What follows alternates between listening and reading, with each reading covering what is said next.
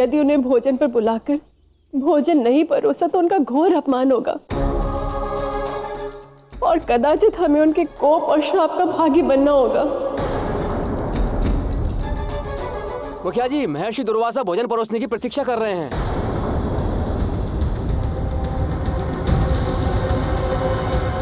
अब इस संकट से बचने के लिए तुम्हें ही कोई लीला रचनी होगी कान्हा।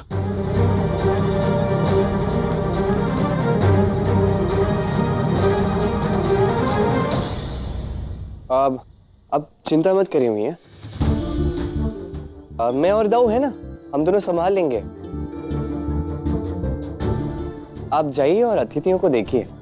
किंतु कान्हा, तुम ये सब। विश्वास कीजिए बाबा, सब शुभ होगा। मैं और दाऊ संभाल लें, आप जाइए। चलो दाऊ।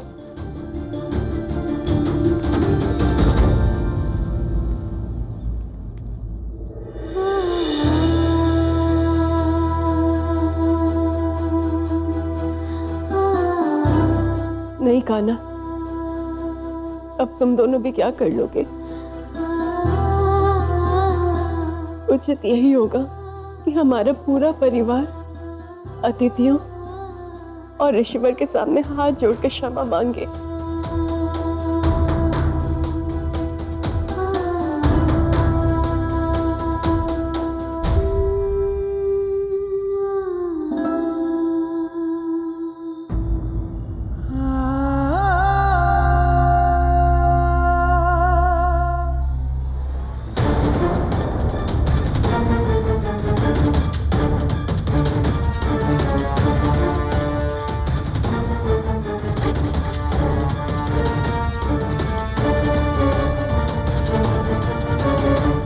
वृषभान जी, अतिथि को इस प्रकार भोजन के लिए प्रतीक्षा कराना अनुचित है, और जब अतिथि ऋषिवर जैसे सिद्ध पुरुष हो तो उनके लिए ये अपमान हो जाता है। उनके मान के विरुद्ध इस तरह का आचरण ऐसा क्यों हो रहा है?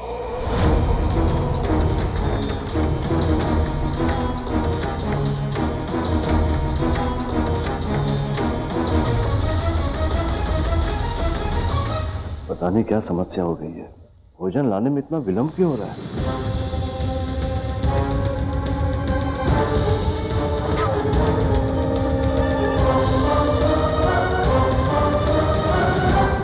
सोच क्या रहे हैं आर्य? अब और कोई मार्ग शेष नहीं है। हमें चलकर ऋषिवर से क्षमा मांग लेनी चाहिए।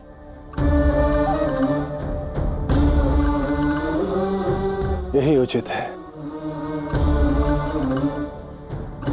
यदि ऋषिवर ने हमें क्षमा कर दिया तो ठीक, अन्यथा उनके श्राप को आशीष समझकर स्वीकार कर लेंगे।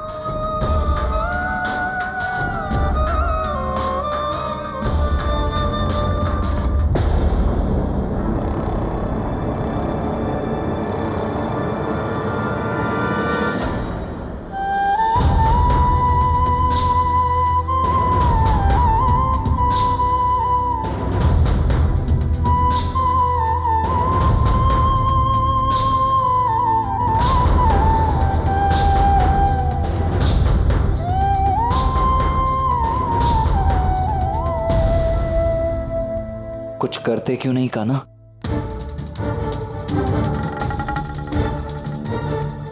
समझ रहा हूं दाऊ, किंतु यदि हम दोनों में से कोई भी उनके सम्मुख गया तो अपनी सिद्धियों द्वारा वो हमें पहचान लेंगे और फिर हमारा मानव रूप में अवतार लेना व्यर्थ हो जाएगा।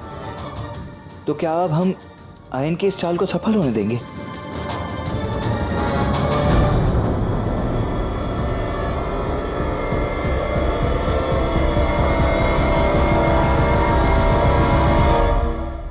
वृषभान जी, कुछ करिए। कहीं ऐसा ना हो कि ऋषिवर के धैर्य का बांध टूट जाए और वो नंद जी और उनके पूरे कुनबे को श्राप दे दे।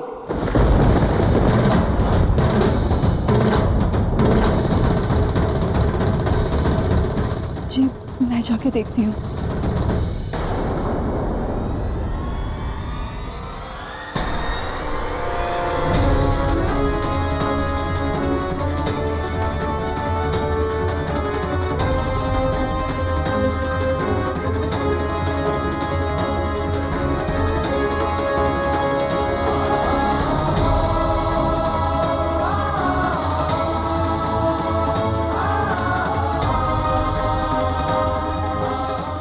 यशोदा नंद ये सब क्या है? लिख था।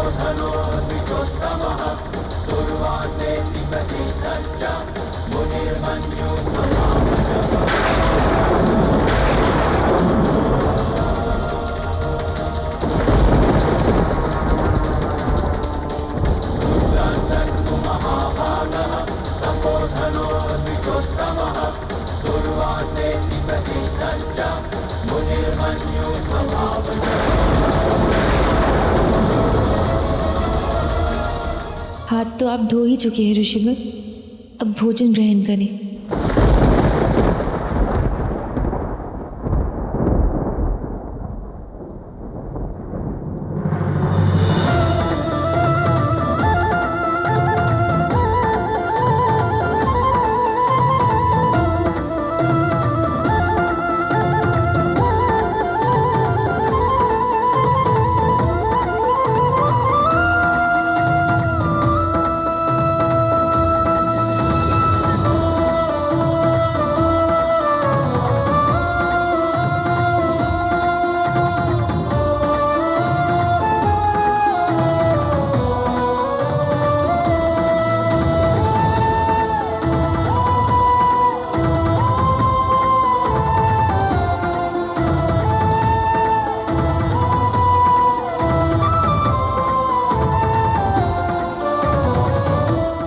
भोजन ग्रहण करें ऋषिवर।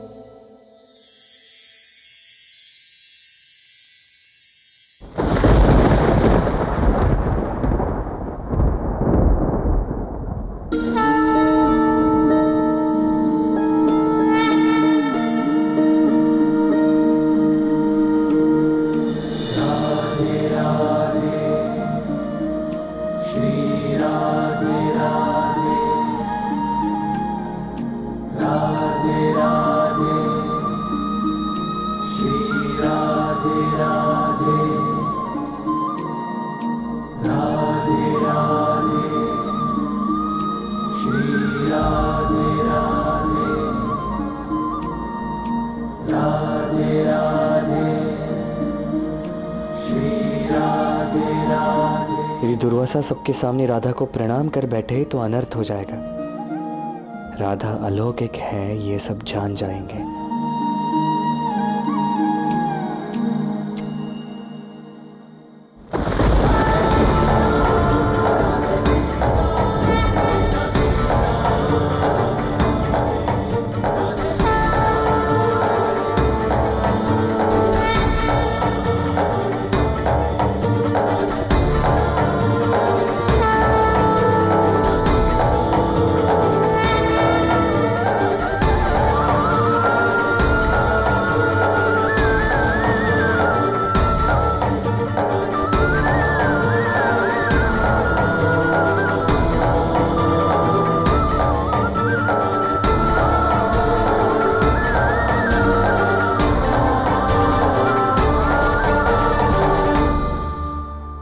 नहीं ऋषिवर, अगर आपने हाथ जोड़ लिए तो जिस लक्ष्य पूर्ति के लिए हम दोनों ने धरती पर अवतार लिया है वो उद्देश्य विफल हो जाएगा।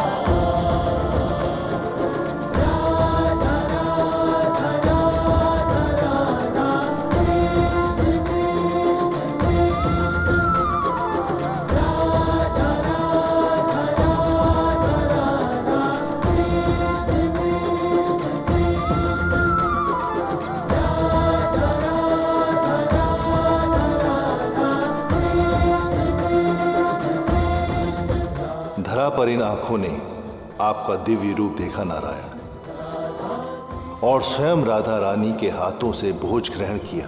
तृप्त हो गया मैं।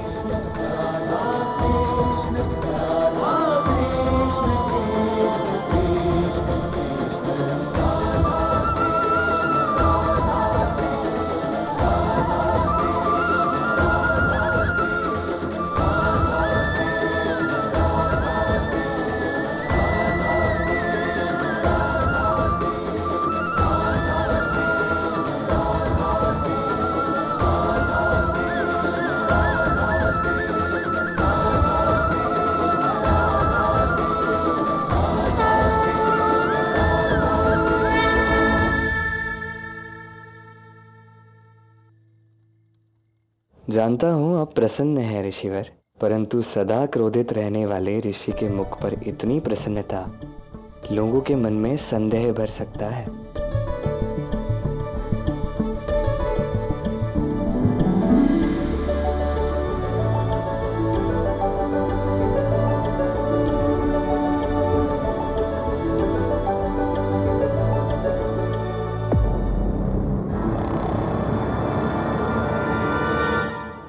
राधा, ये हमारा सौभाग्य है कि महर्षि दुर्वासा स्वयं हमारे अतिथि बन पधारे हैं। जाओ, तुम भी जाके उनका आशीर्वाद ले लो पुत्री।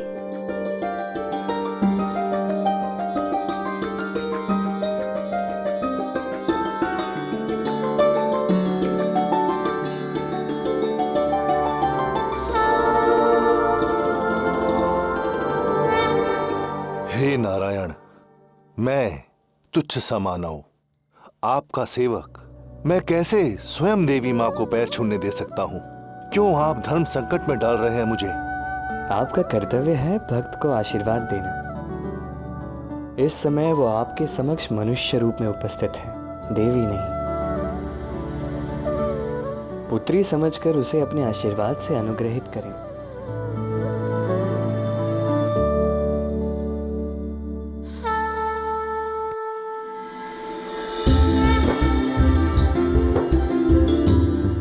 तुम्हारे हाथ का बनाया भोजन ग्रहण कर मैं तृप्त हो गया पुत्री।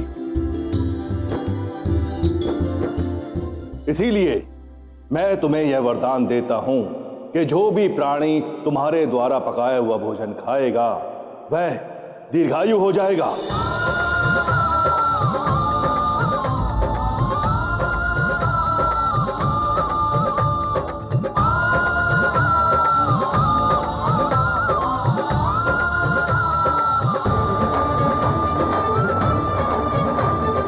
ऋषिवर, आज दीपावली का शुभ अवसर है और इस शुभ अवसर पर आपने पधार कर इसे और भी शुभ बना दिया है।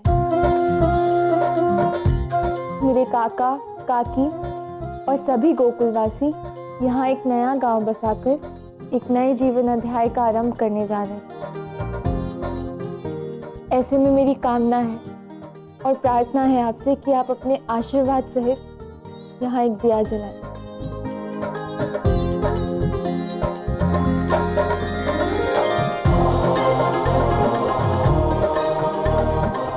अवश्य पुत्री, मैं ही क्यों, तुम भी दिया जलाने में मेरी सहायता करोगी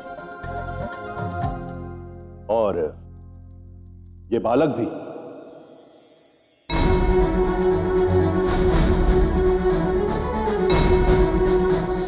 ये दीपावली आपके लिए विशेष होगी क्योंकि इसे आप मुझे राधा के साथ मनाते देखोगे।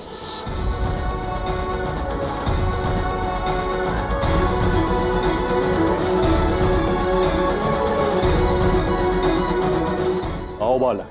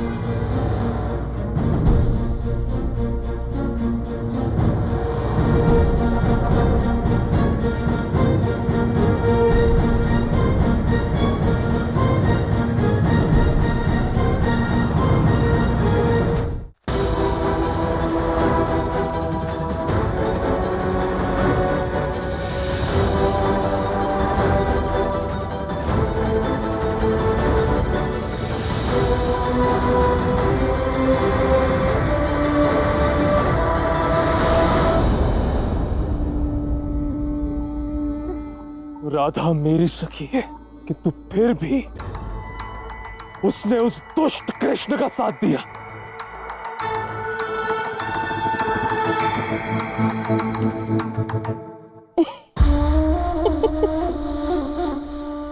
कभी कभी मुझे संदेह होता है तुम मेरे ही पुत्र हो ना। जब राधा ने तुम्हें देख ही लिया था, उसे तुम्हारी योजना के बारे में अनुमान हो गया था और उसने तुम्हारा विरोध किया था, तो तुम्हें अपनी योजना बदल लेनी चाहिए थी ना आयन। तो फिर वो कृष्ण और उसके कुंबे को कैसे बचा पाती? माँ राधा मेरी बालपण की सखी है, विश्वास करता था मैं उस पर। मुझे क्या पता था वहां जाकर वो उस कृष्ण का साथ देगी।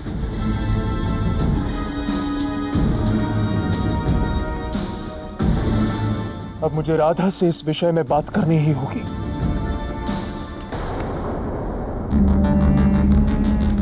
मूर्खता मत करो। प्रेम करते हो ना राधा से? विवाह करना चाहते हो ना? उसी सपने को पूर्ण करने जा रही हूं मैं।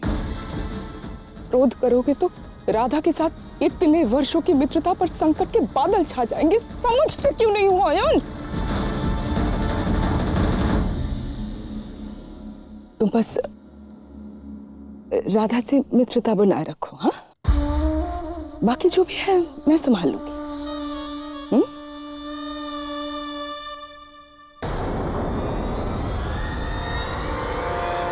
आयन, राधा आ रही है, प्रेम से बात करना। स्मरण है ना?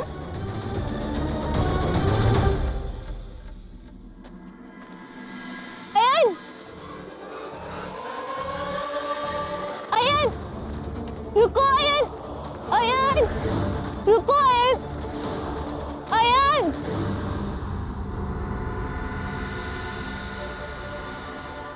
क्या हुआ आयन? मेरी पुकार को सुनकर भी अनसुना कर दिया तुमने। मुझे तुमसे कोई बात नहीं करनी। तुम उस धूर्त कृष्ण के लिए मेरे विरुद्ध चली गई राधा, उसे बचाया तुम। नहीं आयन, मैंने कृष्ण की नहीं, उसके निरपराध कुंबे की रक्षा की है। कृष्ण तो धूर्त है, किंतु उसमें उसके परिवार का, उसके गांव वालों का क्या दोष?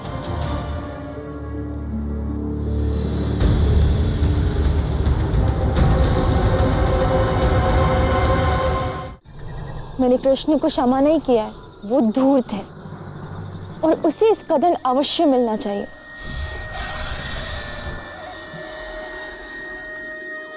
किंतु उसे, उसके कुंबे को नहीं।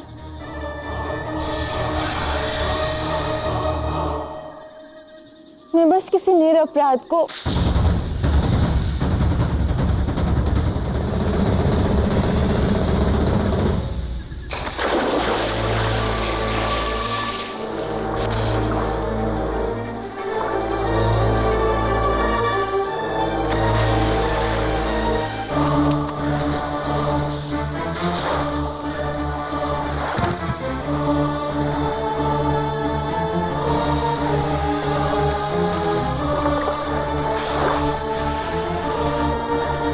राधा!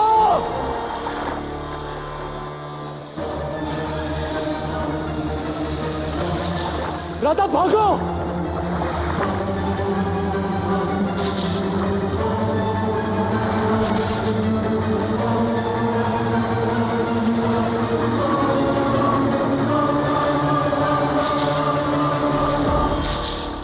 जब से मनुष्य का जन्म हुआ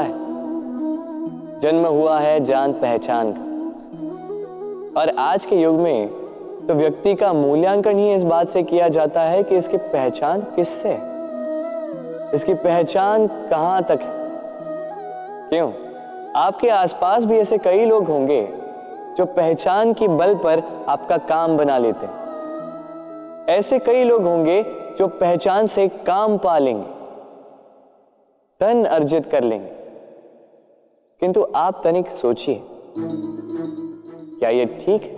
पहचान से मिला काम आपके साथ तब तक रहेगा जब तक आपके उनसे मधुर संबंध हों, संबंधों में खटास आई और काम निकल गया हाथ से। तो अब क्या किया जाए? इसका उत्तर है काम। अपना काम पूरे मन से करो, अपना काम निश्चय से करो, क्योंकि पहचान से मिला काम अधिक समय तक नहीं टिकेगा, किंतु काम से मिली पहचान युगों युगों तक टिकेगी। राधे राधे।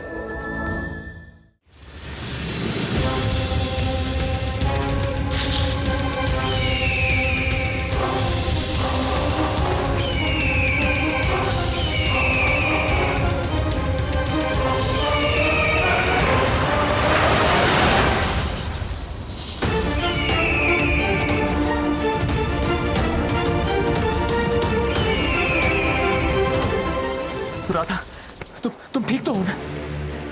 इतना विशाल सर, यमुना में हमें सबको सचेत करना होगा।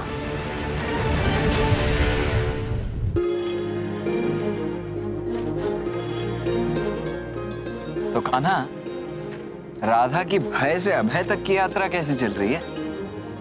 कार्य प्रगति पर है। भागो!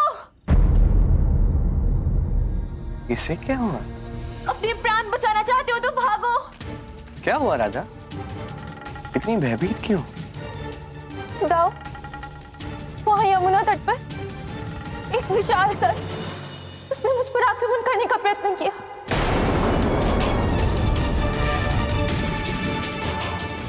हमें सबको सूचित करना होगा। अब सबको ये स्थान छोड़कर जाना होगा।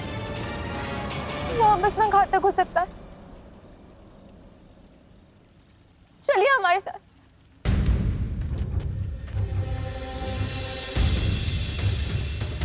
ये कालिया ने ठीक नहीं किया। मैंने उसे चेताया था, फिर भी मेरी बात नहीं मानी और आक्रमण किया भी तो मेरी राधा पर।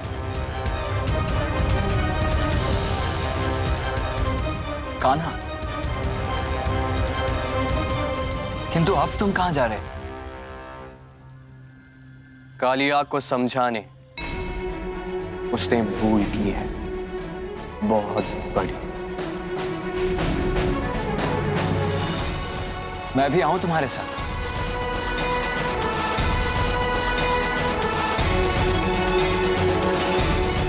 अब आप ठहरे हमारे दाऊ, आपको कौन रोक सकता है? आई?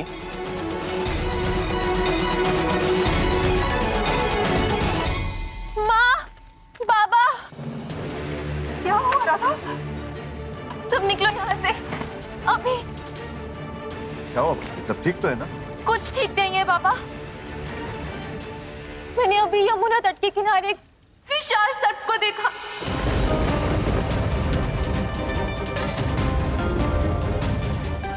जो मुझ पे आक्रमण करने ही वाला था।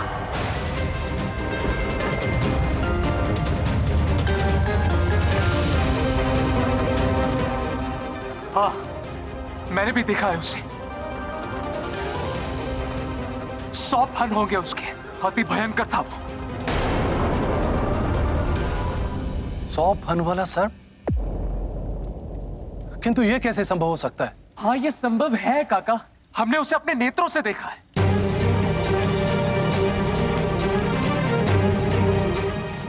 यदि ऐसी बात है मित्र, तो मैं तुम्हें यहां नहीं रहने दूंगा। मेरा कान्हा कहाँ है?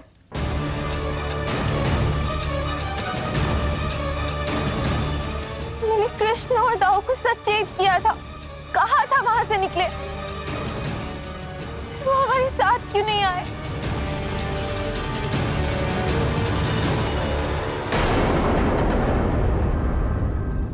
कहीं वो सर्प ने? नहीं नहीं, मेरे कान्हा को कुछ नहीं हुआ। कान्हा! यशोदा!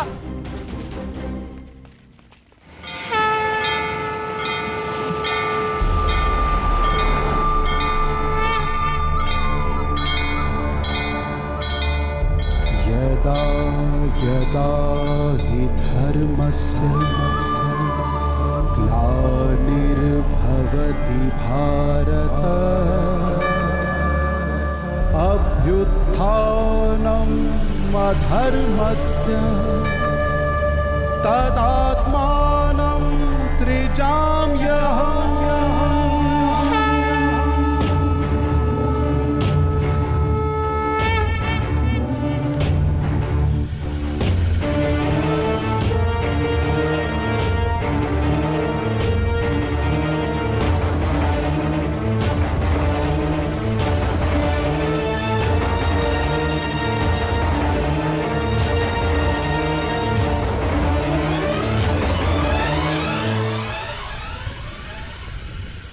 बाहर आओ कालिया।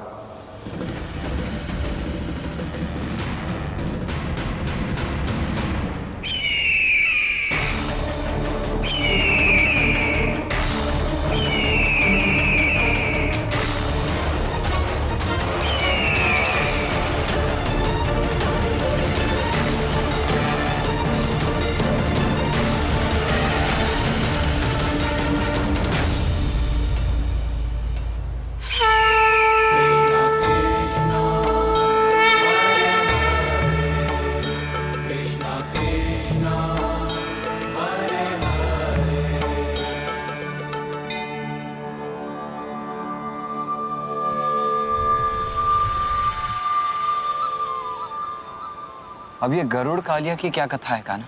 ये कथा है शत्रुता की दाव और ये अनंत समय से कालिया और गरुड़ के बीच में चलती आ रही है। रमण का द्वीप सर्पों का निवास था।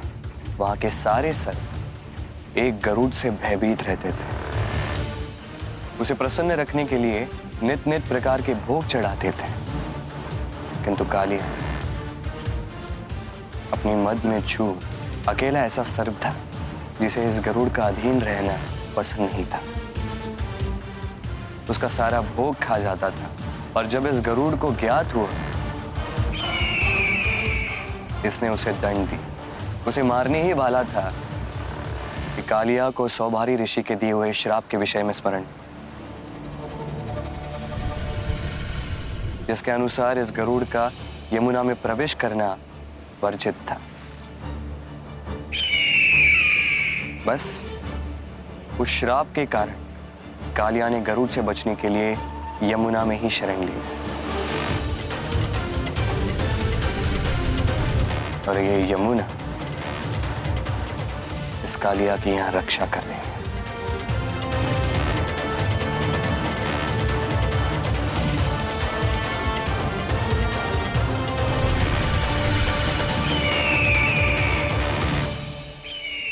यदि मैं बाहर नहीं आ सकता तो क्या हुआ बालक? तू तो भीतर आ सकता है।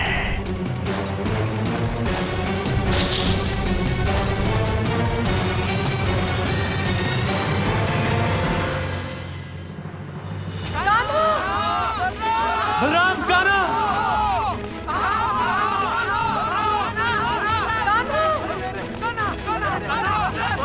बलराम, कान्हा!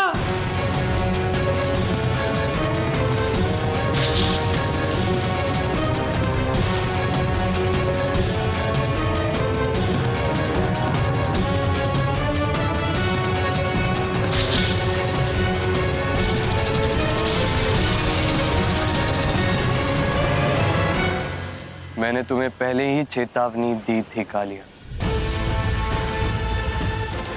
तुमने मेरी बात नहीं मानी। मेरी राधा पर आक्रमण किया तुमने।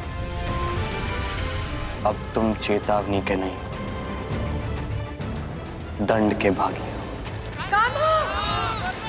बलराम, कान्हा!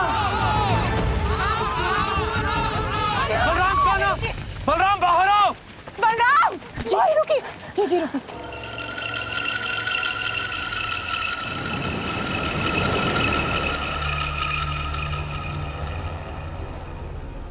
संभालो अपने आप को। बाहर आओ।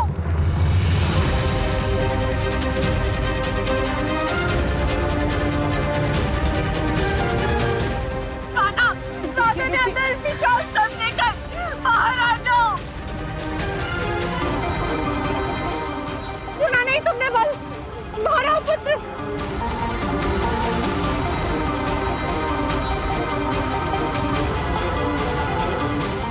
कान्हा अरे मैया, हम वही तो देखने यहाँ पे आए थे कि यहाँ पे सच में कोई सर्प है भी या राधा को भ्रम हुआ था।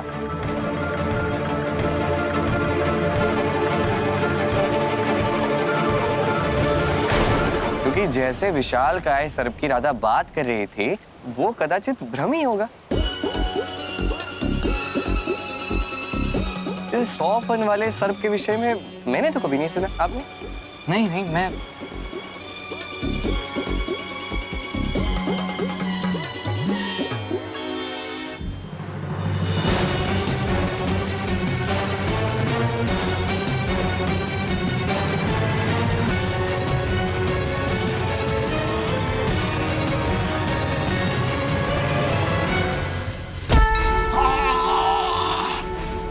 जब जाने को कहा था तब तो गए नहीं, कहां भागने का प्रयास कर रहे हो?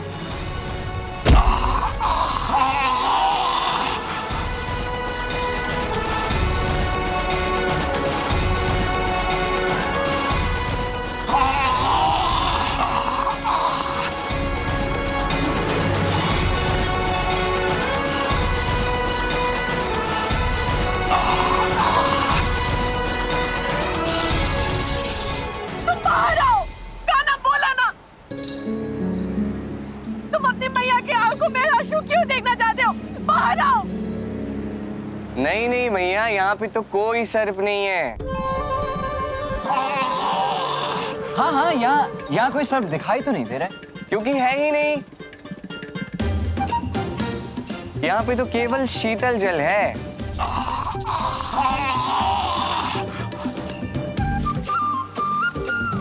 कान्हा, मैं कहती हूँ बाहर आओ। कहाँ ना बाहर आओ। अरे भैया, बड़ा आनंद आ रहा है इस शीतल जल में, और मुझे तो प्यास भी लग रही है। क्या कहते हो कान्हा? ये शीतल जल पी लूं मैं? हाँ हाँ, पी लो। नहीं बंद।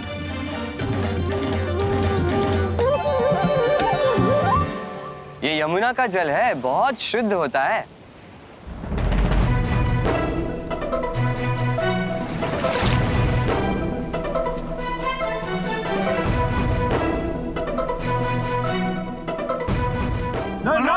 बल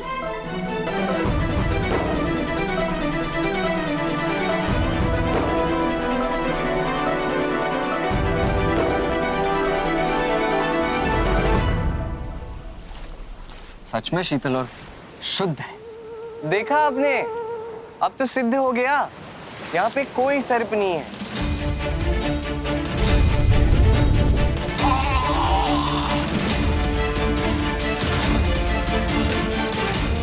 यदि यहाँ पे कोई विशालकाय सर्प होता तो यमुना का जल भी तो विषाक्त हो जाता ना। सर्प हो या ना हो, तुम्हें अपनी मैया के अश्रु पर आकर क्या आनंद मिल रहा है कान्हा?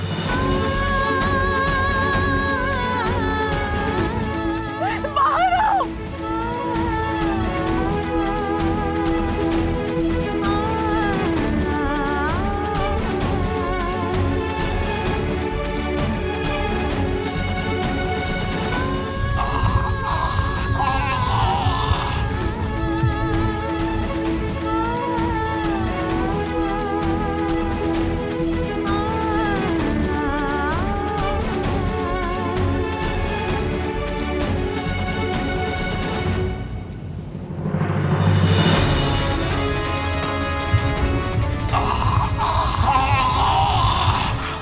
आज माँ के अश्रुओं के कारण तुम्हारा दंड खट गया कालिया, किंतु स्मरण रहे, ये मेरी अंतिम चेतावनी है। चले जाओ यहाँ से।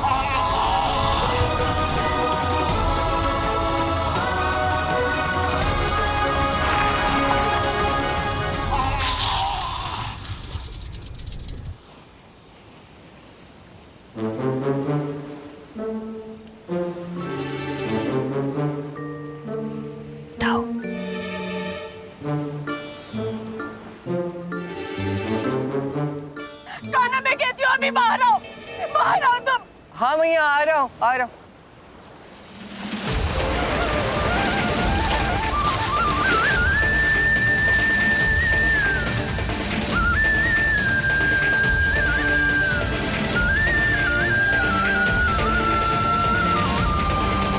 भैया आप ठीक तो है ना भाई? हाँ भैया।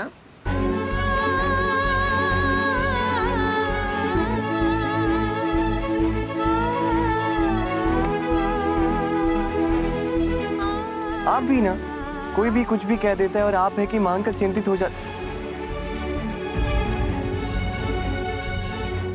एक बार देखिए तो सही, वहां पे कुछ भी नहीं है। कुछ हो या ना हो, जब राधा ने तुझे उस विशाल सर के बारे में सचेत किया था तो क्या आवश्यकता थी उस जल में प्रवेश करने की? तुझे कुछ हो जाता तो? भैया मैं तो मात्र जलपान करने गया था। जलपान करने गया था? यमुना का ही जल मिला था तुझे, कुछ हो जाता तो? मुझे क्या होगा भैया? भैया मेरी बात तो सुनिए, मेरी बात सुनिए।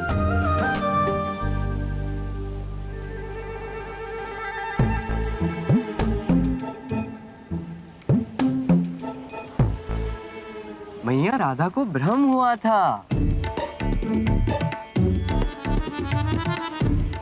वो क्या है, भय व्यक्ति की सोच विचार करने की शक्ति को हर देता है।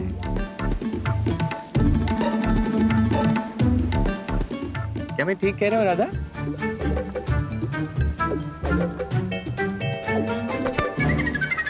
पर वैसे भी यदि यहाँ पे सच में कोई विशालकाय सर्प होता तो क्या वो मुझ पे आक्रमण नहीं करता?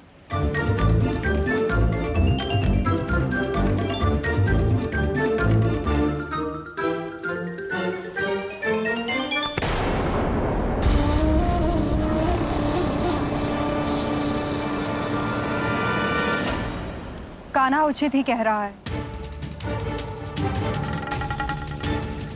राधा पुत्री, तुम्हें कोई भ्रम हुआ होगा।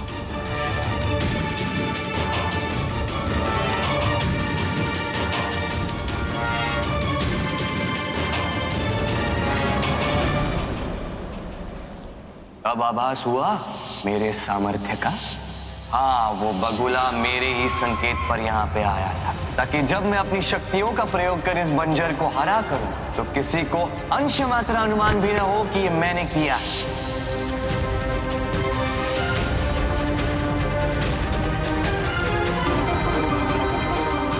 इसका अर्थ सर्प भी कृष्ण की कोई माया थी जो उसने मुझे भयभीत करने के लिए रची थी।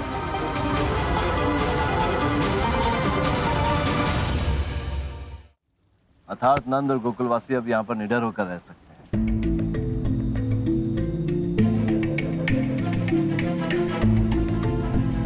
ये तो अच्छी बात हुई ना।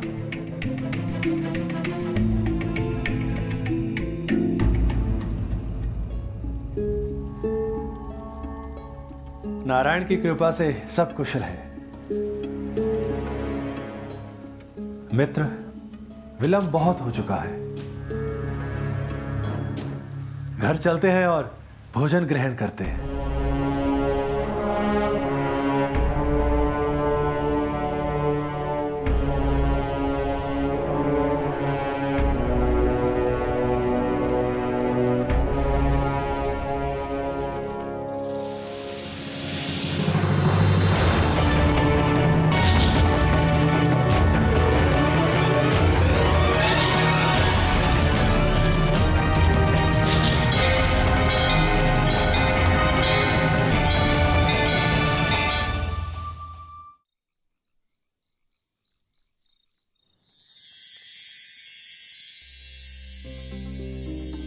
क्यों होता है ऐसा? मैं बार बार कृष्ण की माया में कैसे फंस जाती हूँ? कान्हा, राधा, बलराम, भोजन कर लो।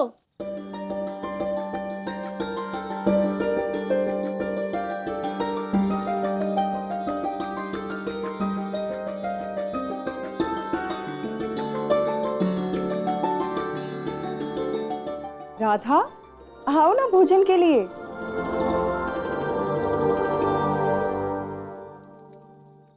मुझे भूख नहीं है माँ।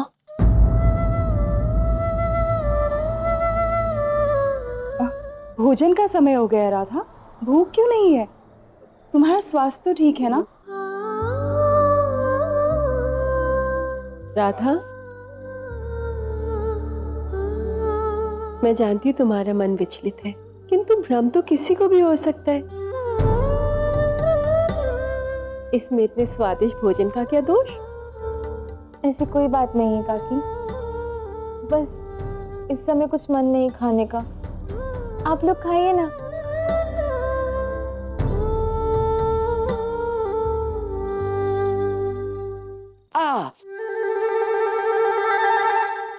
अब तुझे क्या हो गया कान्हा? इस तरह थाली छोड़कर कहाँ जा रहा है? पेट में पीड़ा हो रही है, शूल से उठ रहे हैं पेट में। हाय दैया, तू चल।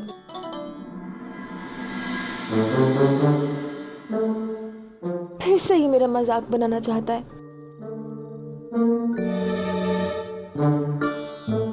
कान्हा, कान्हा, रुक जरा। क्या हुआ लल्ला? अभी तक तो तू ठीक था, अचानक से क्या हो गया? पता नहीं।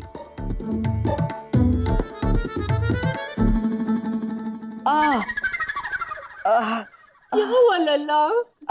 तो पीड़ा हो रही है। पीड़ा नहीं, पाखंड है ये। मैं नहीं खा रही ना, इसलिए ये भी नहीं खा रहा। पता नहीं ये सब करके ये क्या सिद्ध करना चाहता है, किंतु ये ढोंग तुम्हें महंगा पड़ेगा कृष्ण। क्या हुआ?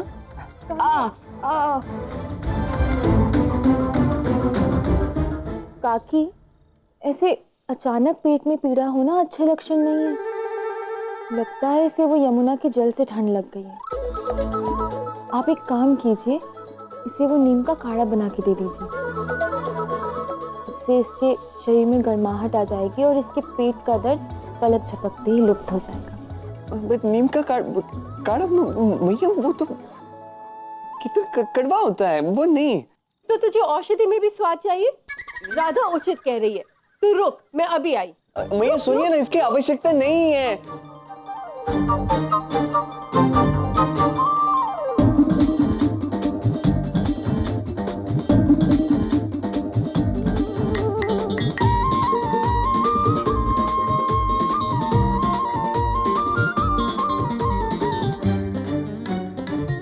ये ले गाना, पी पी। अरे ये क्या हो रहा है? ये क्या हो रहा है? पीड़ा पीड़ा अपने आप ही ठीक हो रही है। तो अब रोग ही नहीं तो औषधि क्यों? रख दीजिए इसे।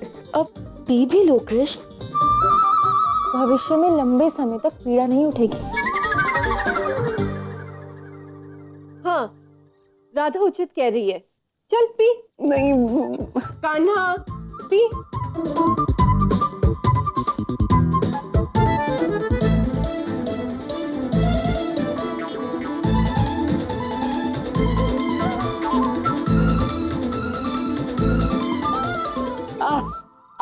मैया मैया मैया, पेट में पीड़ा हो रही, पकड़ी। मैया मैं नहीं पीऊंगा। कान्हा, रुक जा, रुक। कान्हा,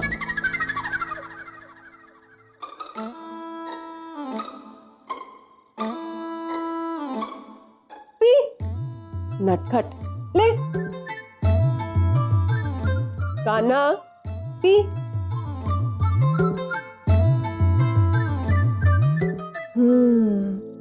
वैसे दिखने में तो ये भोजन अत्यंत स्वादिष्ट लग रहा है।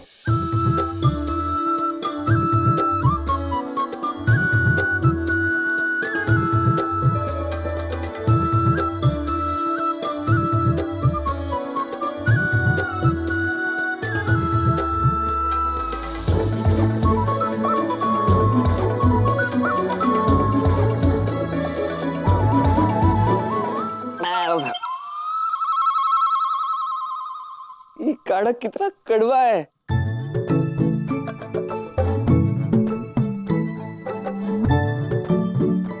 मुझे ये कड़वा काढ़ा पिलाकर स्वयं वो स्वादिष्ट भोजन खा रही हो राधा, तो भला तुम्हें इस भोजन का स्वाद कैसे आएगा?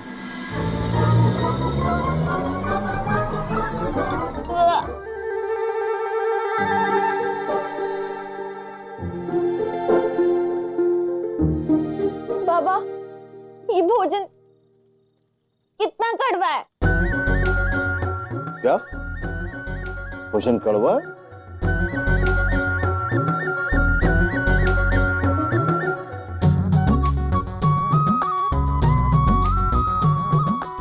अच्छा भला तो भोजन है, कड़वा कहाँ है?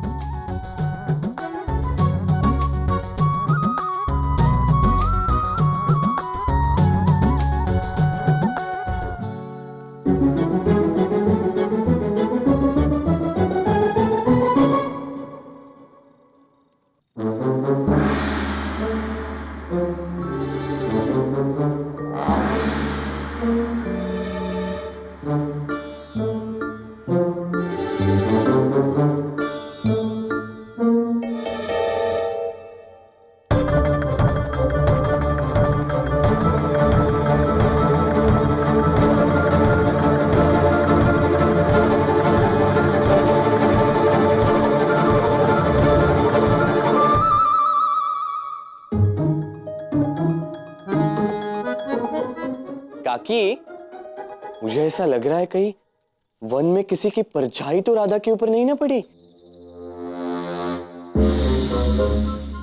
नहीं सोचिए ना, उसको इतना विशाल सर दिखा और उसके बाद इतना स्वादिष्ट भोजन उसे कड़वा लग रहा है। मुझे तो लगता है कि इस काढ़े की आवश्यकता मुझसे अधिक राधा को ही है।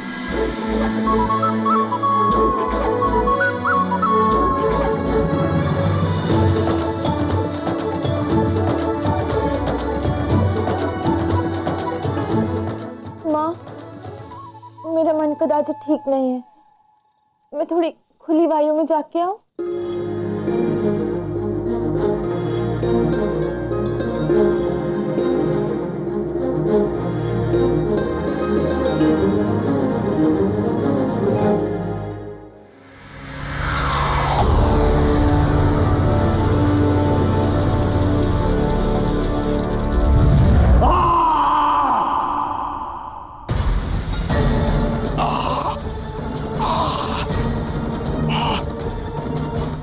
क्या हुआ स्वामी, आप चित्कार रहे हैं?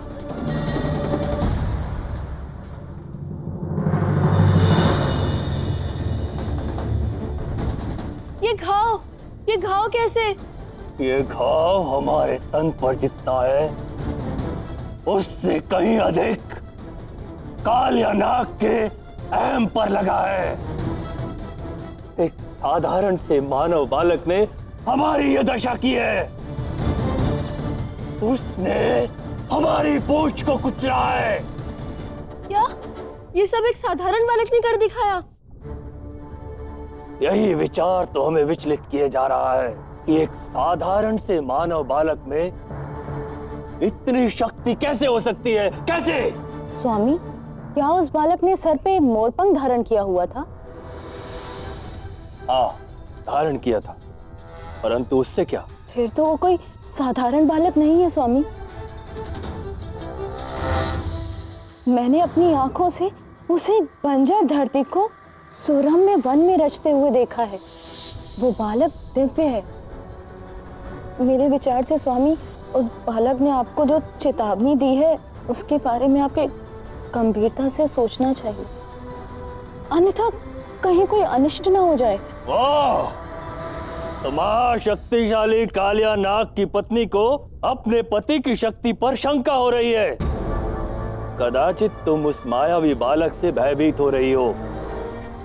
वो एक साधारण बालक है और मैं शक्तिशाली कालिया नाग, मैं उसे और उसके पूरे कुंभे को नष्ट कर दूंगा, नष्ट। मैं उसे यहाँ बसने ही नहीं दूंगा। उन्हें यहाँ बसने के लिए जल की आवश्यकता अवश्य होगी, क्योंकि जल के बिना जीवन असंभव है, असंभव।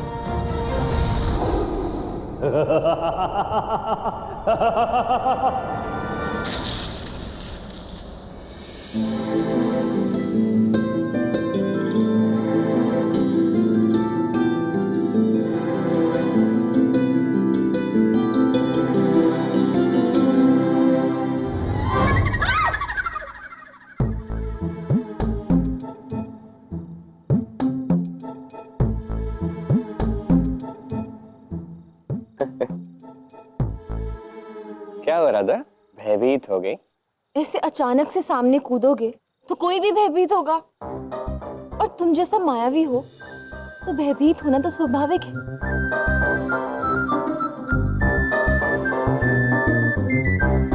सच सच बताना, मुझे डराने के लिए आया वो विशाल सर तुम्हारी ही माया थी ना? तुम्हारे ही कारण मैं भयभीत होती हूँ ना? नहीं राधा, तुम मेरे कारण भयभीत नहीं होती हो।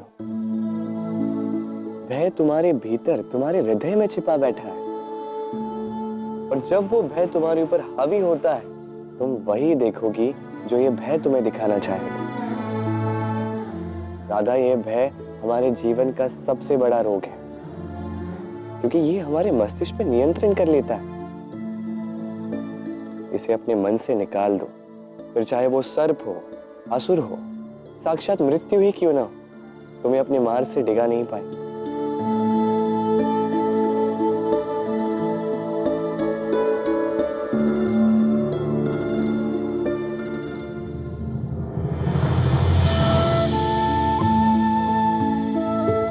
तुम्हारी बातें मेरी समझ से परे है।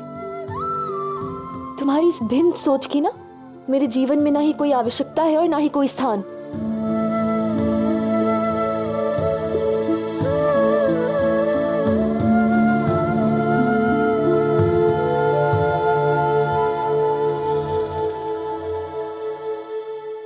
मैं जानता हूँ राधा, तुम ये सब समझ नहीं पा रही हो,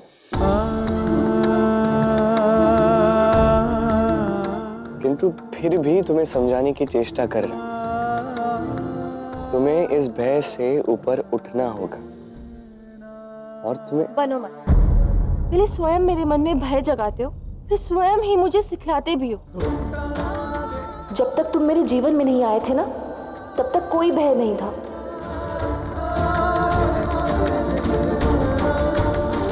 ना ही मेरे हृदय में और ना ही मेरे जीवन में।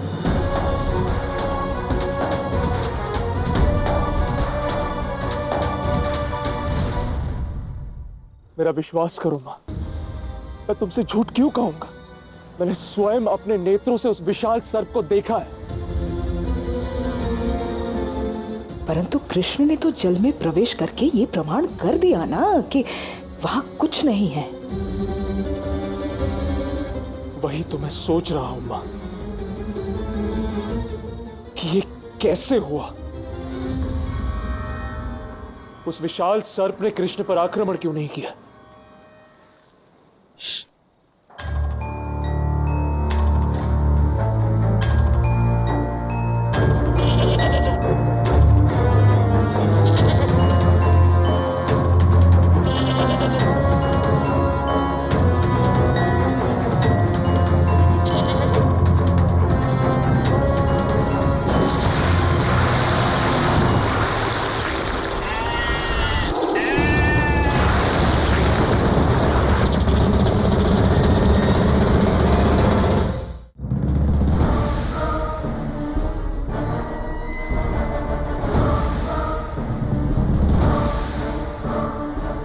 अब तो तुमने प्रत्यक्ष अपने नेत्रों से देख लिया, अब तो तुम्हें मेरी बात पर विश्वास है ना? नेत्रों को विश्वास भी हो गया और मन को उपाय भी सूझ गया। एक उपाय अयन, एक ऐसा उपाय अयन जिससे हमारी सारी समस्याओं का समाधान हो जाएगा।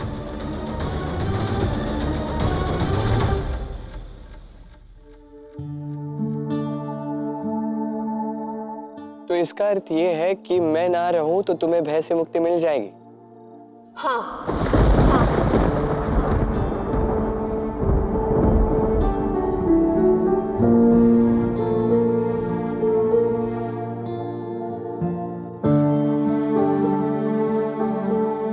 प्रेम की देवी राधा भय और अज्ञान के कैसे अंधकार में खो गई है। भय से भागने से मुक्ति नहीं मिलेगी राधा। भय को भगाने के लिए उसका सामना करना पड़ता है। अपने भय का सामना करो। अच्छा, तो तुम ये कहना चाहते हो कि तुम मुझे मुझसे अधिक जानते हो? हाँ राधा,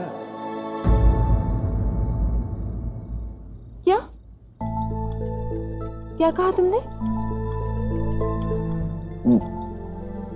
अर्थात मेरे कहने का तात्पर्य यह है कि मैं तुमसे अधिक भय के विषय में ज्ञान रखता हूं। कुछ नहीं जानते तुम।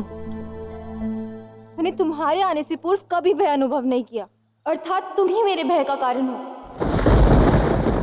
या कहूं कि तुम ही मेरा भय। इसलिए मैं तुमसे ही नहीं, तुम्हारे नाम से भी दूर रहना चाहती हूँ। तुम प्रेम हो, तुम प्रीत हो, मनमीत हो राधे, मेरी मनमीत हो राधे।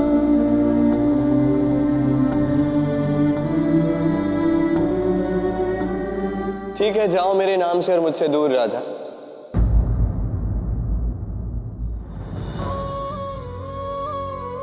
अब जब तक तुम स्वयं मुझे मेरे नाम से नहीं पुकारोगी,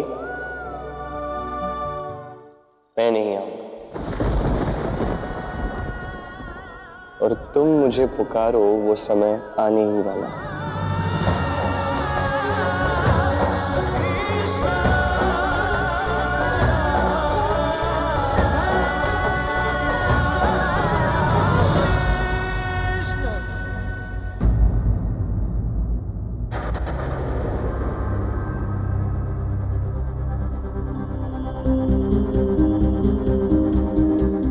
कृष्ण किस समय की बात कर रहा था?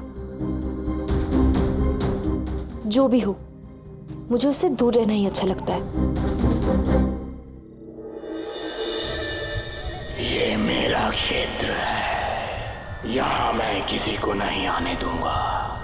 जो यहाँ आएगा वो पाएगा विष।